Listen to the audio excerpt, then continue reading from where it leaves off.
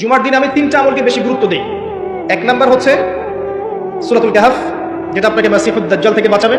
2 number বেশি থেকে বেশি দরুদ পড়া, এই দিন দরুদ পেশ করা হয় নবী সাল্লাল্লাহু আলাইহি ওয়াসাল্লামের কাছে।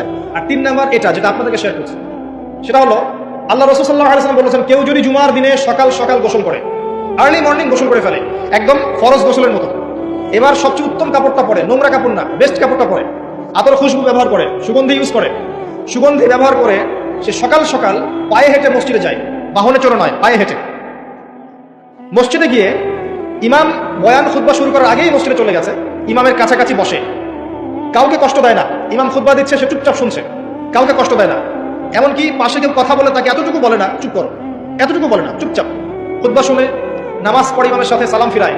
নবী সাল্লাল্লাহু আলাইহি ওয়াসাল্লাম বলছেন, এই যে প্রতি পদক্ষেপ হেঁটে এসেছে, প্রত্যেক পদক্ষেপের বিনিময়ে 1 বছরের নফল নামাজ, 1 বছরের নফল রোজা নেকি দেওয়া। এই আমলগুলো খুব সহজে আমরা করতে পারি।